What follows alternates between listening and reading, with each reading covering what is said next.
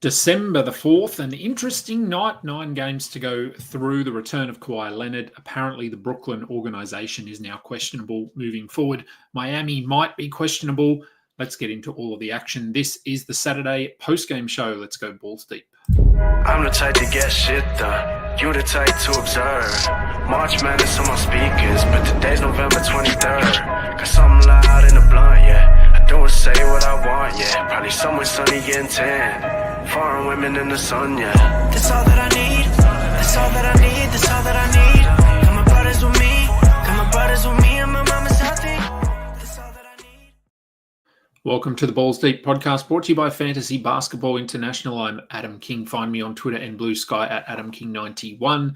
Find us on Google Podcasts, Apple Podcasts, Spotify, YouTube, anywhere, everywhere you consume your fantasy basketball content. Please go and subscribe, go and like, go and thumb up us. We are part of the Old Man Squad at Old Man Squad on Twitter. 9 games to get through the return of Kawhi Leonard. Some pretty pathetic performances, if we're being honest, from a couple of organizations specifically. Just reading through the early questions. We have a Lonzo question. We have a Clippers question. We have a Nets question. All right, we'll get into those when we get into the games, which we will start right here. Oh, let's make my screen bigger so you guys can see. There we go. Philly at Brooklyn. So the first game, easy win for Philadelphia. Look, the Nets were pretty bad. Maybe they've been too good. Maybe that's their issue. They've realized that, hey, we need to be far worse than this. Let's start with the Philly side, though, pretty quickly.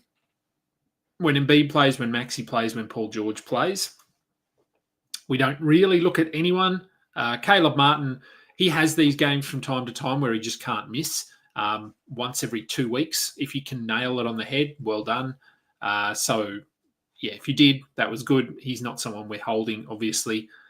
Yabusele, when Embiid's injured, he had a big night, of course, against Brooklyn.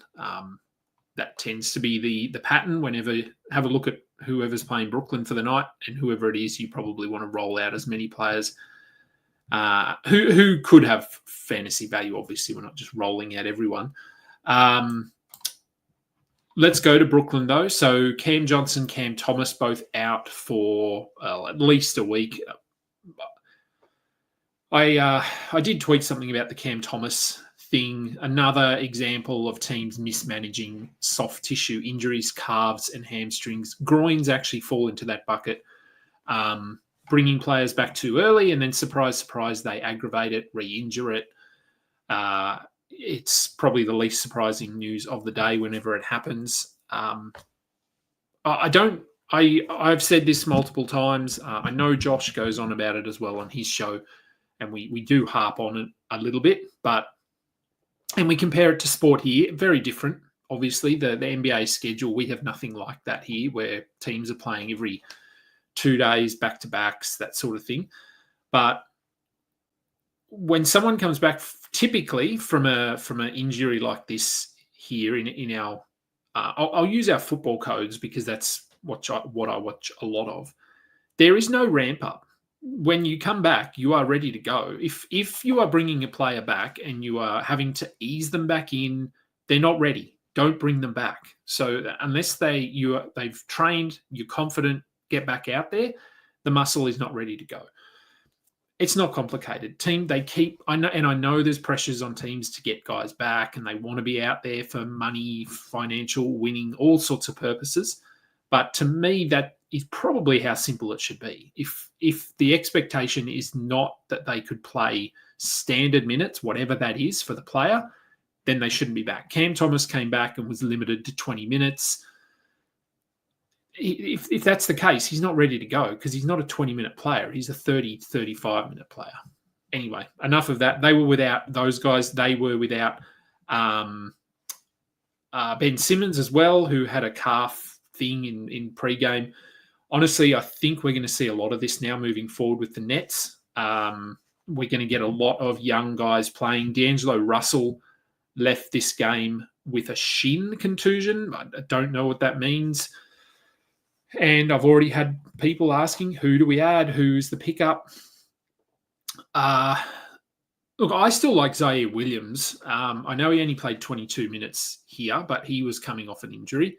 So whether they plan on ramping him up a little bit, he had 19 points with a steal and a block. Doesn't do a lot outside of scoring and a bit of defense, but I don't mind him. I think he's probably worth a look. Jalen Wilson is worth a look. Keon Johnson is worth a look. I think they all probably need to be rostered. Dayron Sharp, not Dayron Sharp. Noah Clowney, I would still be holding. I wouldn't walk away from this game going, that's it, I'm done with Noah Clowney, because it was a blowout. The rotations were weird. I mean, Tosan, and I can never say his name, Ev Boomer, I'm not sure how to say it. Anyway, he played 21 minutes. So don't really take a lot out of this game. If Russell misses time, all those names that I mentioned should be rostered. Dayron Sharp, I still like him, but Claxton has been okay of late. So I think Dayron Sharp is still more of a deeper league player, but I'm pretty sure we will reach a point where he needs to be rostered as well. Phoenix at Indiana, another good win for the Pacers at home, 126-108. They were sort of out big. Phoenix made it close, and then Indiana pulled away at the end. Bradley Beal played. Maybe we wish he didn't. 8 points, 3 of 12, a steal and a block. He'll be better. Good to see him out there. Good to see the big three out there and actually lasting the game, because that doesn't happen very often. Durant was fine. Booker was fine. No real standouts here. Ryan Dunn is intriguing. 30 minutes, 13 points, 4 rebounds, 1 block. He's a defensive specialist, but look, he can score the ball. Nurkic will be back in the next game, so that'll send Plumlee back to the bench. But Royce O'Neal is out here for a week at least. So I don't mind Ryan Dunn. They have 5 games this week coming up. So I think Ryan Dunn is worth a look, as is Grayson Allen. He had 31 minutes. Only 13 points, but he hit 3 threes. If you can get 3 threes out of him every game, that's 15 threes next week, which is valuable. So I think Grayson Allen and Ryan Dunn are worth a look in standard leagues for next week. Indiana, not Siakam's best game. Look, honestly, no one other than Tyrese Halliburton here shone brightly. I thought Turner looked pretty good in this one. 20 points, 6 rebounds, 3 blocks. Halliburton, mentioned him. He had 27 and 8 with 2 steals and a block. Mathurin, I think we still probably hold him. He is hot and cold at the moment. 13 points, a 3, 10 rebounds. There's enough there. Nembhard, I don't think so. He did have 7 assists in 30 minutes, but most nights he's just not doing enough. Same goes for Obi Toppin. Per minute, he's producing really well, but I said in the pre-game show, unless he gets to 20-ish minutes, 22, I don't think we can be rostering him. All right, Minnesota at Detroit. Speaking of stinky organizations, look, Anthony Edwards, phenomenal. 53 points, 2 assists, 6 rebounds, 0 steals, 0 blocks. So 10 threes, hit his free throws, hit a lot of threes, scored a lot of points.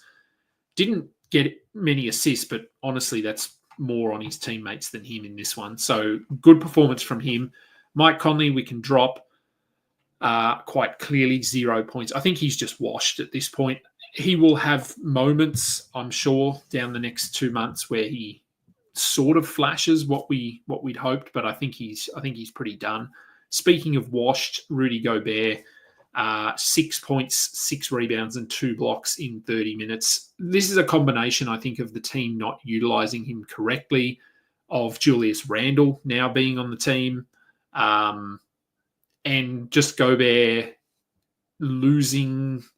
I mean, he never really had any versatility offensively, but now he's missing close-in shots. We're certainly not moving him. We're not dropping him. You just have to hold him and hope that he gets better.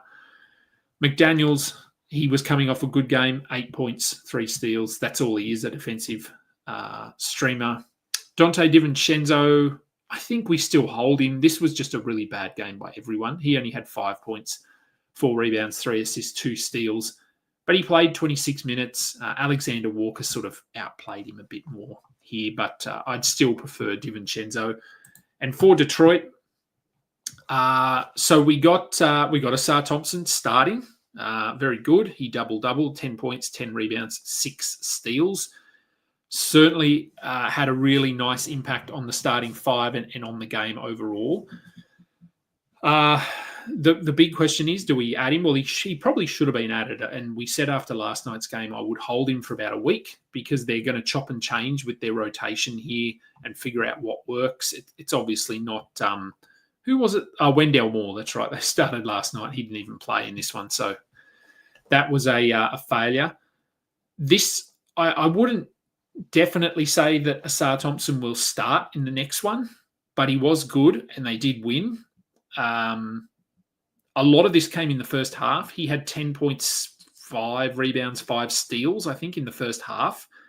But they also didn't need to push him too hard because they won quite comfortably. So Asar, I'd be holding. Tobias, again, he is looking a bit better as we thought he might, 16 and 11 with 4 assists. He is a pretty firm hold.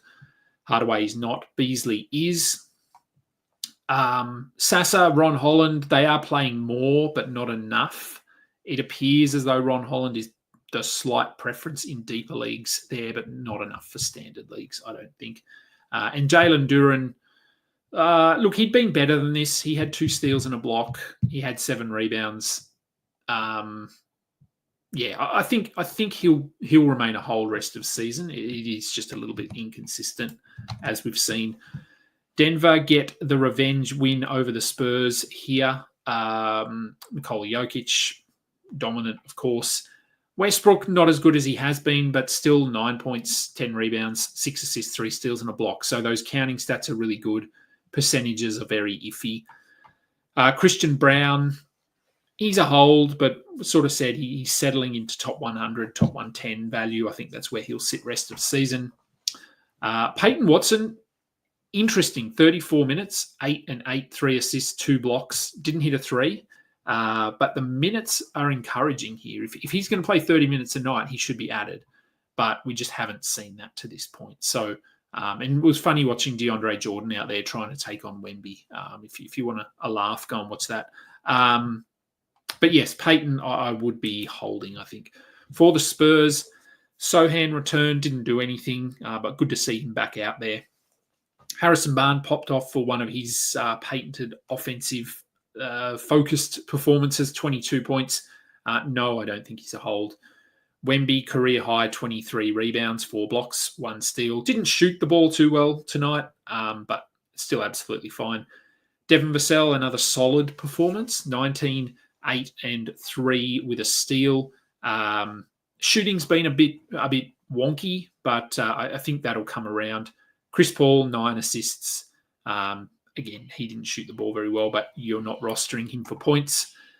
And Keldon Johnson, Julian Champagny took a little bit of a hit here with Sohan back. Sohan was also limited, so the 27 minutes for Keldon, the 23 for Champagny, I would expect them to come down more in the next game or two.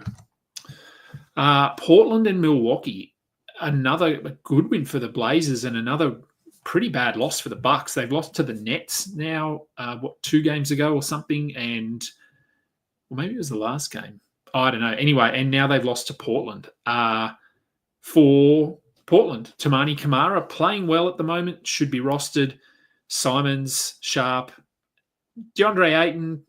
Look, he's playing the minutes, so he has to be rostered.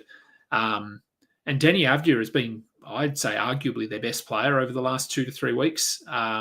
He was in the rotation, then he was sort of not out of the rotation, but he was back under 20 minutes for a while. I don't know what they were thinking there. But yeah, on the surface, I think he's probably locked in for a pretty big role rest of season. He's only 24, Denny Avdia, so he is younger than I thought. And then I think a lot of people, feels like he's been around forever. Scoot Henderson, I've picked him up. I've said in multiple leagues, he had 9, 7 and 3 with a steal and a block in 24 minutes. That's sort of baseline, I think, for him. I'm happy with that, but we would like to see him getting 26 to 28 minutes, I think, just to make him a must-roster player. But he was okay. Still no Rob Williams, so this is interesting. I don't know. There's no injury that we're aware of to Robert Williams, so Donovan Clingan is playing as the primary backup. He's not playing enough to be rostered, but it is interesting to see that they've gone with him over Rob Williams. For the Bucks, Giannis was absolutely fine, as he always is. Middleton, this was my issue with him. 2 points, 7 rebounds, 3 assists. He's just, I think he, as I said multiple times, I think he topped out when they were injured. If they get injured again, he will step up. AJ Green came off the bench and had 7 threes. That's all he is, a 3-point streamer. And catch him on a night like this and you're pretty happy. Lopez continues to just be Lopez, 5 and 6 with a block and a steal. He's a hold, but man, it's Rudy Gobert and Brook Lopez. I wonder who the more disappointing player is. Maybe I'll put something on Twitter and see an epic battle of two guys who aren't doing anything. And that's about it for the Bucks. Utah at Miami. Oh, another team that they weren't great. Let's start with Utah, who were great. They get the blowout win. Have they had any blowout wins this year? I don't know. 136 to 100. They were able to rest players, something we don't usually see when they're winning. It's usually they're on the other end of that scoreline. Walker Kessler, 14 and 16. No blocks here, but efficient. They didn't need to push any of these starters too much. Surprise, surprise. Jordan Clarkson played 3 minutes and then had to leave with plantar fasciitis, which I have said again multiple times, just sit him out until he's right to go. This injury just is not going away, but they keep trying to push him through it.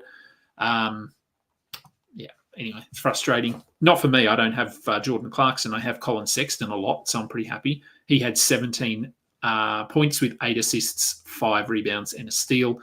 Didn't shoot particularly well, but another good game for him. Keontae George, 11, 6, and 5 with a steal. Again, he's working his way back from an injury, and he didn't have to exert himself too much here. Collins returned. This was his return game, I think. 24 and 9, 3 blocks, 1 steal. A lot of this is about the opposition. Miami just looked like they didn't care. Bryce Sensabaugh had 34 points off the bench in 26 minutes. We are certainly not going to see this again anytime soon. Would I be adding him? If you want to try and catch fire here, or lightning in a bucket, that's a phrase, isn't it? You could try. I really don't see this happening again based on what we've seen, but he is one of their interesting young pieces, and it would make sense to play him at some point over John Collins and Lauri Markkanen. For now, he's more of a streamer, and if you catch him on a night like this, well done. For Miami, do we need to talk about anything? Tyler Hero, 15 points, 6 assists. Rozier did nothing. I mean, this Heat roster is just depressing, to be honest. Bam Adebayo had 4 and 8. This is obviously on the very, very bad end of what to expect from Miami. And they have been playing without Jimmy Butler. So this isn't all, we don't have Jimmy Butler, now we're no good, because they have been better than this. And they will be better than this. Duncan Robinson moved to the bench. I don't know what the thinking is there. He still had 16 points, 3 threes. I think he can be held or streamed for threes. Jaime Jaquez played a lot of minutes, 13 points, 4 assists, 1 steal. Honestly, the only guys I'm rostering here are Bam and Tyler Hero. They're the only two I think we have to roster. Duncan Robinson probably is next. I'd like to think Terry Rozier will step up, but I don't know. He's pretty rough. I'd probably hold him and just hope that this was a more of an outlier. Hold him for at least one more game. New York at Chicago. Jalen Brunson was was available and played. But the Knicks looked, I don't know, they looked tired, which not surprising. The Bulls get the win 139, I think, 139, 126. Big minutes for everyone except we did get an injury to Cat here in this one. I don't think we have any word. Let me just check. I know it's a leg injury. I haven't seen anything regarding the exact nature of it, although I haven't looked too hard either. And I mean, honestly, we've talked about this all season that that the Knicks, they're going to get injuries because he keeps playing his players 40 minutes a game. What do you expect? Nothing on Cat. Yeah,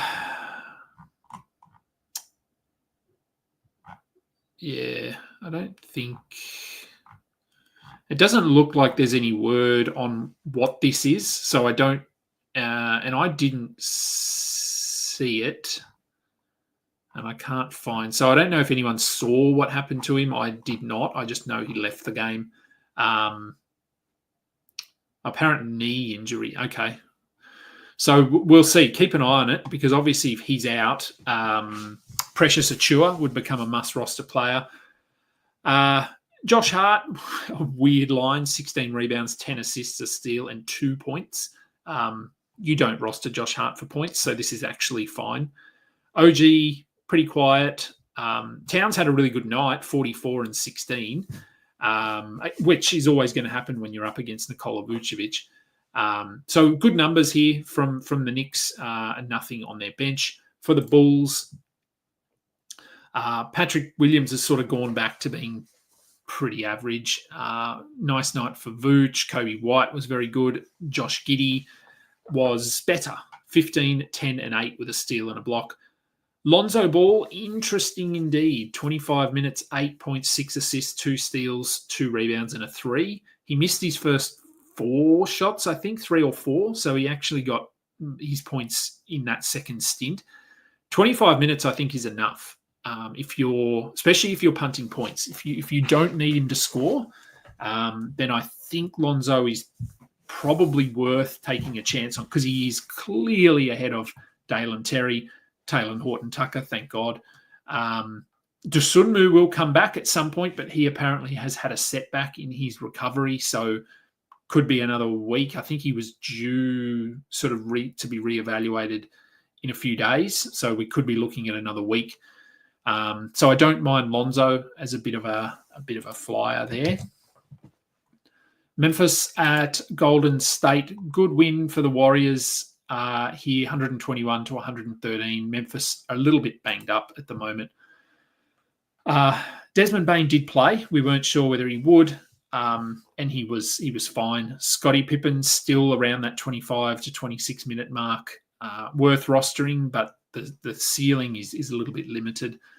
Jalen Wells coming off his 28 or 30-point performance, whatever it was the night before. He had 8 points on 4 of 13. I think he's still a hold while they're injured.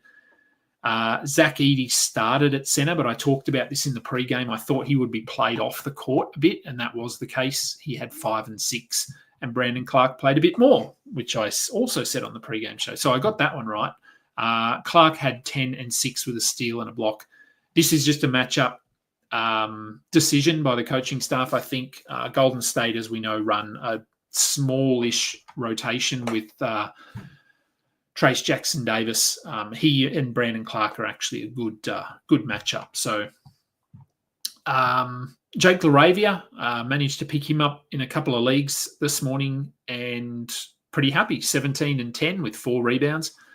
He's potentially a hold as long as Jar is out, Kennard is out, Conchar is out, Aldama is out, Morant, Smart, did I say them? I don't know. They've got a lot of injuries anyway. So LaRavia is interesting. Jay Huff, look, he had 3 blocks and 9 points, but I wouldn't buy this, I don't think. For Golden State, Jackson Davis, talked about him. He had 11 and 9 with 5 assists and 3 steals, must roster player. Schroeder, his best game as a Warrior. There was no Steph, so that helped. Schroeder had 17 and 9 with a steal. So we were holding him after an improved performance. We continue to hold. I don't think he is a long-term hold, but he's okay for now. Buddy Hield started. He had 4 threes. That's pretty good for Buddy based on what we've seen lately. But Jonathan Kuminga, 15 minutes, ankle injury, and it's being reported as a serious ankle sprain. So this could be a month. Depending how serious it is, Max Strus, I think, was an ankle injury. He missed 6 weeks. So worst case with an ankle is 2 months, 6 weeks to 8 weeks. Best case, I think, in this one will be 3. So I think he's looking at a pretty lengthy absence. With him out, Kyle Anderson will play a bit more. But they're going to need people to score. So Buddy, they really want him to start hitting some shots. Schroeder, Draymond Green isn't a big scorer. Trace Jackson Davis isn't a big scorer. So they're going to have to get points from somewhere. If you've got Kuminga, I would wait, and hopefully we get some sort of a timeline from Golden State. If this is 4 to 6 weeks, I think he's probably a drop. I don't think you can hold a top 100 player for 4 to 6 weeks. Given we've got sort of 4, 5 weeks of just straight basketball, there's no breaks. So that's 20 games. It's a quarter of your season potentially. All right, and final. What happened there? Final game. Atlanta at LA, second night of a back-to-back. Hawks looked a little bit flat in this one. They fell behind early. They sort of made a run in the second quarter. And then, Clippers just sort of blew them out here and always going to be hard. Jalen Johnson was out with that shoulder issue. This would tell me that there's a chance he misses back-to-backs moving forward because this shoulder injury is something that they're going to have to manage if they want to keep him available for the season. So nothing you can do. I mean, I guess you could try and sell high if you are concerned. I'd probably just hold him and hope that maybe this was an isolated one, but I do think he's going to miss games from time to time. Vit Krejci started. I like him. 9 points, 2 assists, 2 rebounds. Whenever Johnson is out, he can maybe be streamed in. Ricochet gets a bump when Johnson is out as well. 13 points, 5 rebounds, 3 assists, 1 steal. Capella, he might be a drop in 12s. It's pretty close. He's averaging under a double-double and under 1 block. So I think you can probably stream that value in. He had 6 and 7 with a steal and a block. Okongwu, who didn't play that well, played 24 minutes compared to Capella's 19. So they really want Okongwu to... Okongwu has a prime opportunity here, and he's not making the most of it. Hopefully he will. So Capella, I think, is a hold in specific situations, but generally speaking, I don't think you need to be holding him. Dyson Daniels had 3 steals and a block, 11 points. That's fine. That's about average. That's what we want from him. Trae Young had 20 and 14. It was a pretty rough night for the Hawks all across the board. DeAndre Hunter scored the ball well, as did Garrison Matthews. He is a 3-point streamer, and then especially when Trae is out or Dyson is out or Jalen Johnson is out, he seems to get a bump. For the Clippers, Kawhi Leonard returned. He had 12, 3 and 1 with a steal, 3 threes in 19 minutes. Look, I think if you activated him, that's probably okay. It's not awesome, but it's not terrible. And it's hard to get a read here on the minutes restriction. He was on a minutes restriction, but this game was also a blowout. So he may have played more than this if they'd needed him to. Majority of those minutes came in the first half. I think he was at about 15 at halftime. I don't think they would have pushed him to 30, but he might have got to 25. So, you add, 25% to that line and you get 15 and 5 with 2 steals and 4 threes, and that's pretty good. So, yeah, all in all, I think a positive for Kawhi Leonard. How did he impact others? Well, I still think Norm Powell could lead this team in scoring. He had 20 points, 2 steals, 4 rebounds. So I wouldn't worry too much about Norm. There are going to be nights, as we've seen in the last couple, where he doesn't score the ball as well. But I think generally speaking, he'll still be okay. Harden's scoring will probably take a bit of a dip here, but the assists could go up. He had 10 and 15. Again, wasn't a challenging game for them. So make of it what you will. Zubats, he should also be fine. I mean, he's getting so many open looks at the basket, 18 and 18 with a block. So I think he'll be okay. Offensively, maybe he takes a little hit once Kawhi is back to full speed, but that could be 2 weeks away. Chris Dunn is obviously the player that took the biggest hit. He started, he played 13 minutes. He had 2 points with a steal and a block. I think he can pretty safely be dropped and just streamed in for defensive purposes.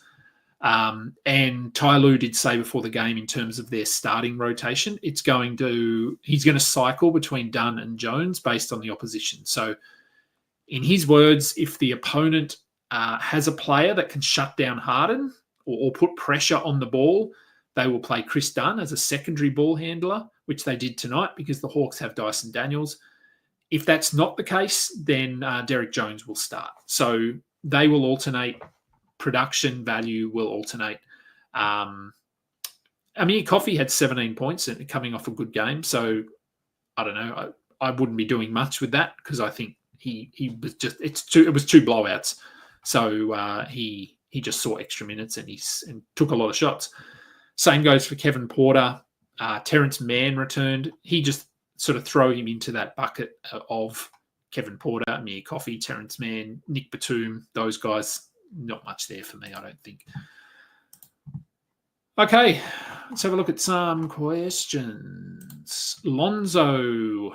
So Ernest asks, Lonzo got 25 minutes today. Is he an add in 12s? I think so. Should I drop Herb or Keontae? I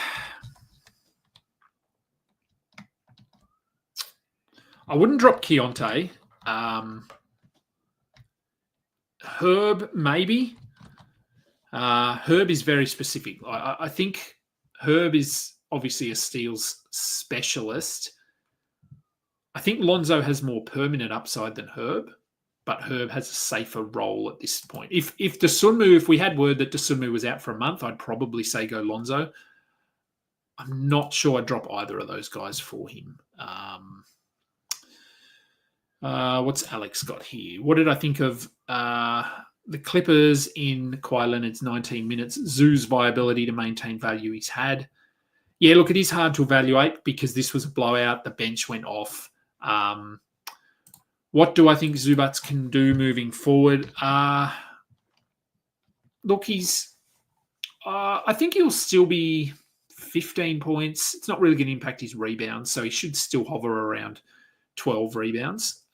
So 15 and 12. He's not a big shot blocker. Nothing changes there. I don't even know what he's been averaging. Let me have a look.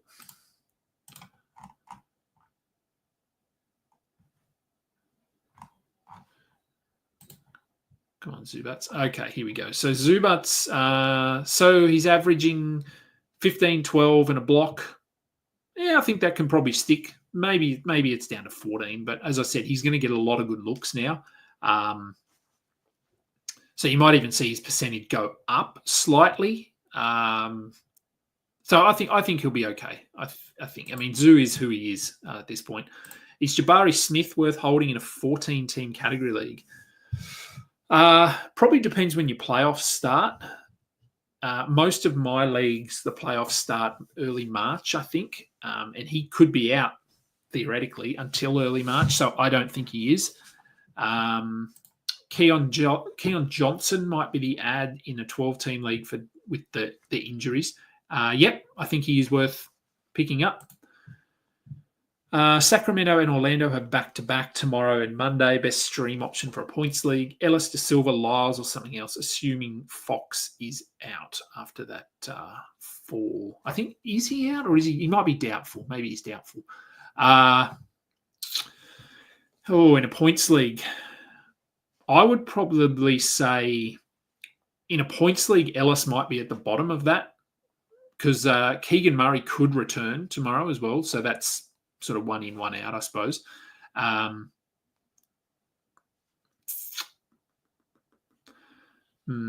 De Silva's, you're probably going to get, if based on what we've seen, you'll get one really good game and one terrible game.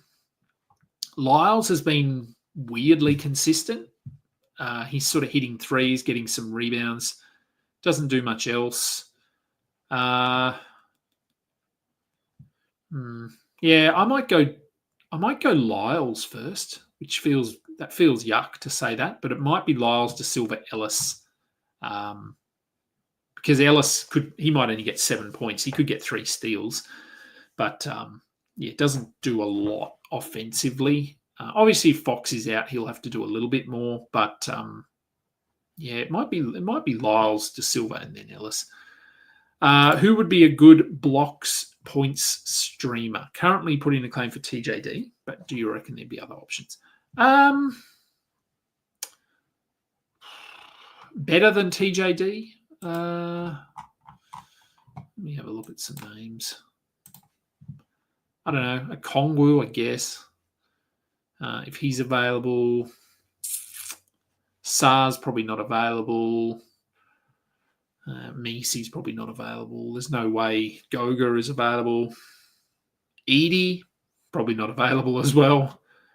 No, I think it's probably Trace Jackson Davis, I think. I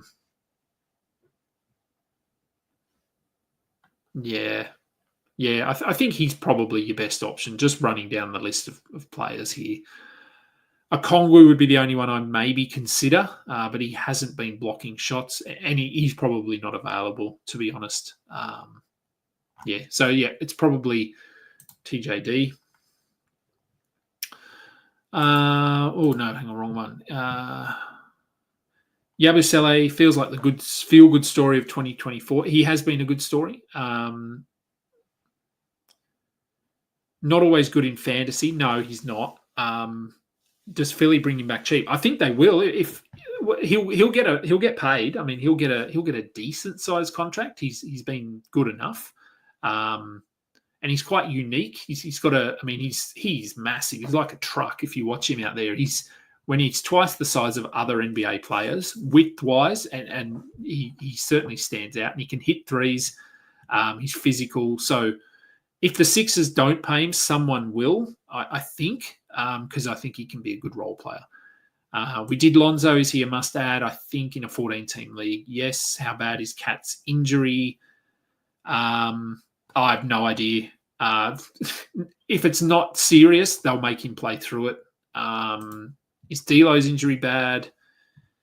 Yeah, it's hard to know with contusions and bone bruises and things like that. They're going to be ultra cautious. So yeah, he's going to have to be right to play. If there's any lingering issues here, they just won't play him. I don't think they've made that pretty clear. Does Tim Connolly go from architect of Denver success to creating second coming of that in Minnesota? Getting himself fired. Yeah. I don't know. Minnesota looked terrible this season in general. I don't even know where they are in the standings now. Let me have a look. So they're 500 now. So they're 1, 2, 3, 4, 5, 6, 7, 8, 9. They're 10th in the West. For a team coming into the season that probably were top 4, viewed as a top 4, they've been very disappointing. And like I've said, I don't think Anthony Edwards is the guy at this point, and the fact losing Cat has had a huge impact on them. Keon Ellis or Herb Jones in an 8 Cat. Again, I think I like Keon's per minute upside, but I think Herb has a safer floor at the moment. In a week, and if we've got an indication that Keon Ellis is going to play 30 minutes a night, then I'd probably say Keon Ellis. How would I rank a Sar? D'Lo, Vassell, rest of season points. Probably D'Lo, Vassell, Assar.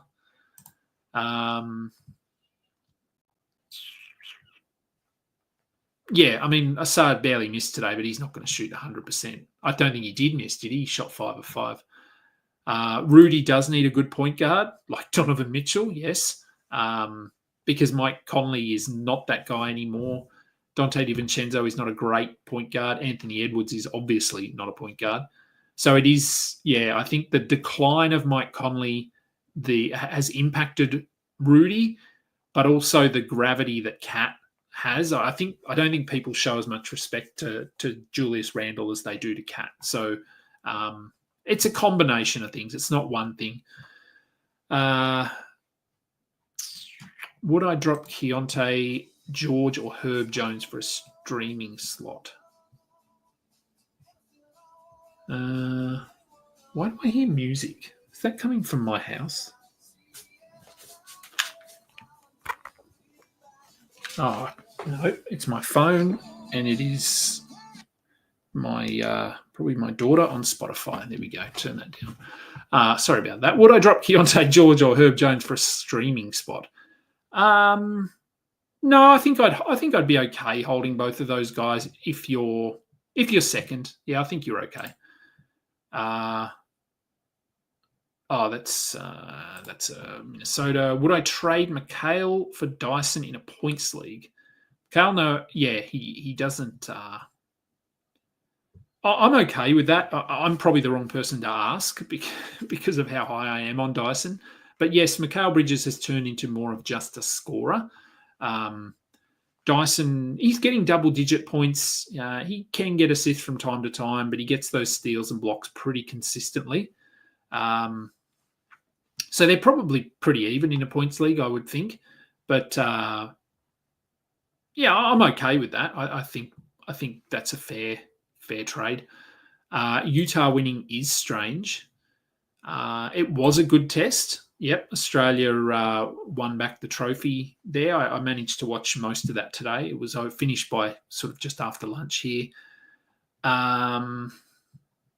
Rozier was disappointing. Is he a hold in 14 teams? I think he is. I know this was really bad, but I think he is. They'll never fire Spote. No, they won't. But is it Pat Riley that loses the locker room?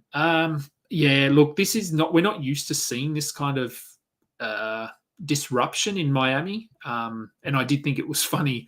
Someone put on Twitter as well that they had the heat culture court tonight. So that was, that doesn't seem to be a lot of heat culture going on at the moment. I don't know.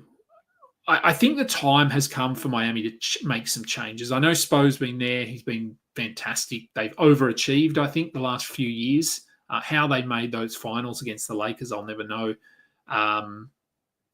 So I think, I think they need to make some changes. Bam, to me, has plateaued. Part of that, I think, is just the team around him. I've said numerous occasions, I don't think Tyler Hero is a guy that can lead a team. I just don't think he is.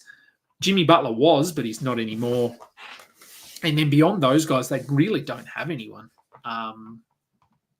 Up and coming, super promising. I like Khalil Ware, but again, he's not someone you can build around. Should I sell high on Kobe White or do I ride the wave? Look, if you can always consider a sell high, but I'm not sure you'd be able to. It depends what is selling high, really, because I think rest of season sort of Kobe White is should be okay, like top 100. If you can move him for a top 60 player, top 70 player, I probably would. A lot of his projected value comes down to what happens with the Zach LaVine, I think. Why is Pippen limited to 25 minutes? I don't know. They just don't seem to like to play him more than that. Is Laravia a better pickup because of the higher minutes? I think it's 50-50. Pippen will generally get more assists, more steals. Laravia, look, he's a good rebounder. He can get points. It probably depends a little bit what you want. Pippen's role is a bit safer. Like if Conchar comes back, Laravia loses minutes where I think Pippen just stays the same. So Pippen's role should be in and around this 25 minutes per game until Jar is back, until Marcus Smart is back, and we don't know when that is. Took my advice and picked up Wiggins off the wire. Yes, Wiggins is a hold. Yeah, with Kuminga out, he needs to be held. Can Zaire Williams run away with starters minutes? Maybe. As I said, he is coming off an injury, but he started and he looked really good today. So I've picked him up in 2 leagues and I'll just monitor. If his minutes are increasing, then I think we're good to go. Can Herter be a good injury play if Fox misses time? I guess he can, but he's not that exciting. He's been pretty bad this year.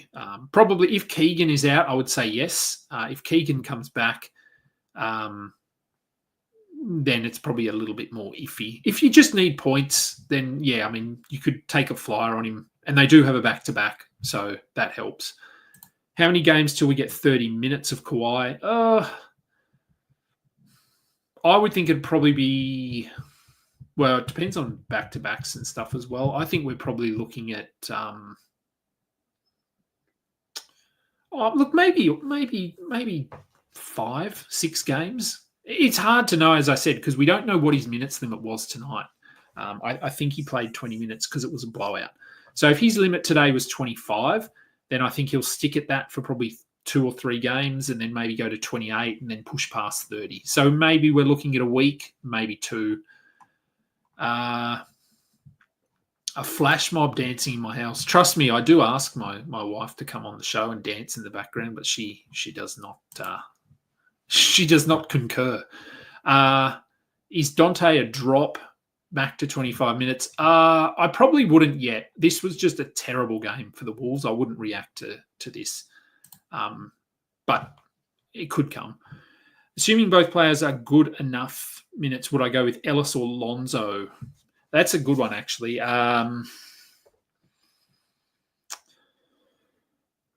If they're both playing 25 minutes, I'd go Lonzo because I think he can get more threes and he can get more assists. And I don't think Lonzo will go past 25. I think they'll stick at 25 or less. And Dosunmu coming back could see him drop back to 20, 21. If Ellis is going to push to 30, then I'd go Ellis. What are my expectations? This is a football NRL rugby league question. What are my expectations for the West Tigers? They're always pretty low. West Tigers fans don't get too excited. Look, honestly, I mean, I talk with my friends about this all the time. And most people watching this show have no idea what I'm talking about. I think on paper they look good this year. So I'm quietly confident that they at least won't finish last. But I've been saying that for the last couple of years and they continue to finish last. So we'll see. We'll see. I think we'll get a good read on where this team is at in the first month with a whole lot of new players. So, yeah, I'm quietly confident, but never too confident. You can't be when you go for the West Tigers. And thoughts on Balmain wanting to merge with another team? I don't know. I mean, we've been hearing rumours like this for the last 5 years about sort of behind closed doors and all the dissension and disruption and that sort of thing, and nothing has come of it yet. So I'll believe it when I see it. But yeah, it's just rumours, and I do think the media likes to blow these things out of proportion a little bit. So we will see. Where are we? Does Lonzo need the Bulls to stay a fringe playoff team to avoid being shut down? Oh, look, it helps. But I think they just love having him out there. I'm sure his teammates love playing with him, and he wants to be out there. I mean, he hasn't played for however long, so I don't think so. I think he'll probably try and play through.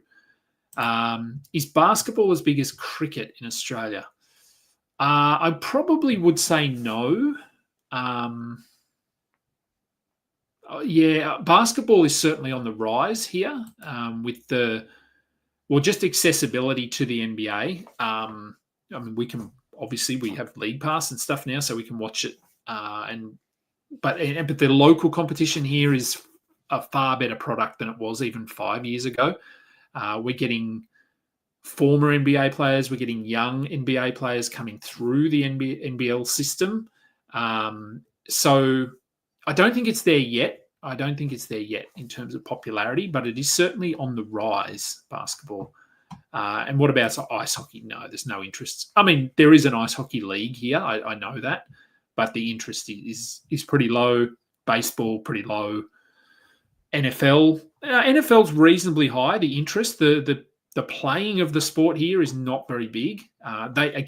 Leagues exist, but a lot of people watch the NFL and a lot of people play fantasy football. I have multiple people in my basketball leagues, my friends here, that play fantasy football and I think did they just finish? Maybe fantasy football leagues have just finished, or they are just finishing, because I see them putting stuff in the group chats and I have no idea what they're talking about.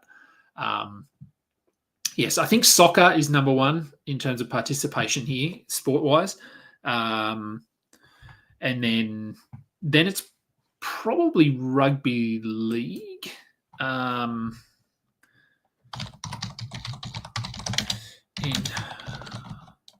on. Participation numbers, participation rate, participation in sport, highest participation sport by type. Oh, yeah, I don't care about this. I can't see what sport that is. Oh, what is this stupid warning thing? Go away.